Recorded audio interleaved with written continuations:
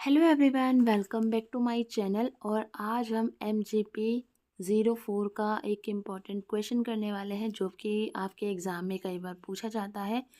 Question है, औद्योगिकरण की प्रक्रिया के संबंध में गांधी जी की आलोचना का विश्लेषण कीजिए।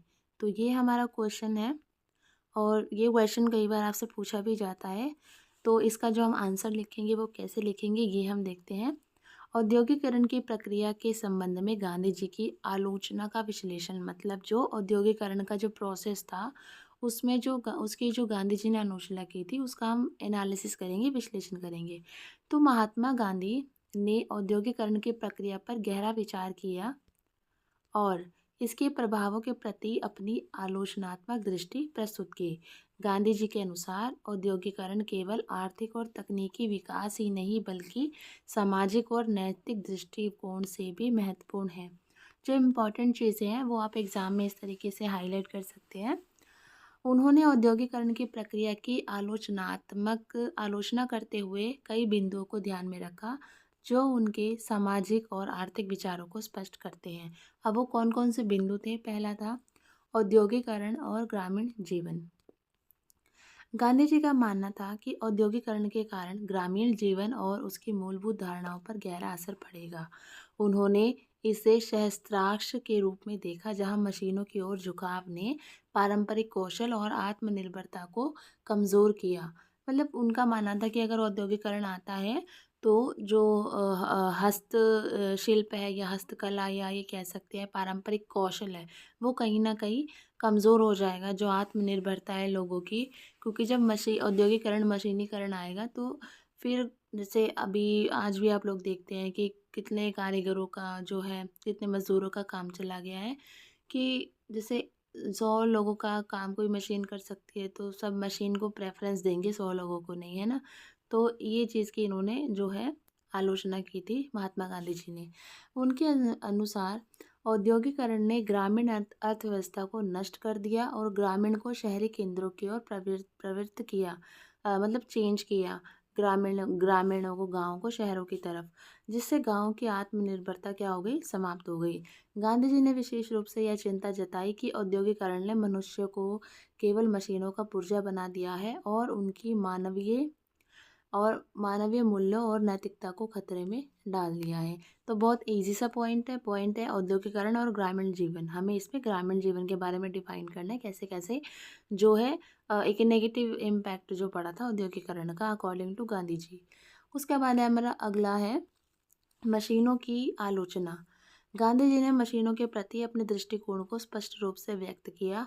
उनका कहना था कि मशीनें सिर्फ उत्पादन को बढ़ावा नहीं देती बल्कि वे व्यक्तिगत स्वायत्तता और समाज की नैतिकता को भी क्या करती है? प्रभावित करती है। गांधी जी ने मशीनों की आलोचना की और इसे अर्थशास्त्र की शैतानियत के रूप में देखा। उनका मानना था कि मशीनें मेहनत के स्थान पर श्रम की गुणवत्ता और मानवता को समाप्त कर देती हैं। वे यह भी मानते थे कि मशीनों के उपयोग ने जीवन को यांत्रिक बना दिया है, मतलब जीवन ऐसे मशीन सा हो गया है मशीनों के ज़्यादा इस्तेमाल से, और मानव जीवन के नैतिक मूल्यों को कमज़ोर किया है। तो इस पॉइंट में हमें ये लिखना है। अगला पॉइंट है औद्योगिकरण समाज का विरोध, औद्योगिक समाज का विरोध। गांधी जी ने औद्योगिक समाज के निर्माण पर भी आलोचना की। उन्होंने यह तर्क किया कि औद्योगिक समाज ने व्यक्ति के आत्मनिर्भरता और स्वतंत्रता को समाप्त कर दिया है। जो औद्योगिक समाज है जहाँ ये मशीनीकरण वगैरह है उसने व्यक्ति की आत्मनिर्भरता, जो व्यक्ति सेल्फ डिपेंड था कभी, और उसकी स्वतंत्रता को क्या कर दिया है? समाप्त कर दिया है। गांधी जी का मानना था कि औद्योगिक समाज में व्यक्ति एक विशाल और जटिल प्रणाली का हिस्सा बन जाता है जहां उनकी स्वतंत्रता और आत्मनिर्भरता क्या हो जाती है? लिमिटेड हो जाती है, सीमित हो जाती है। इस समाज में आदमी मशीनों के कर्षण के प्रति अपने प्रति अज्ञे हो जाता है और उसकी सामाजिक और नैतिक पहचान को प्रभाव डालता है। उसके बाद है हमारा अगला पॉइंट औद्योगिकरण और नैतिकता। गांधी जी ने औद्योगिकरण को नैतिकता के दृष्टिकोण से भी देखा।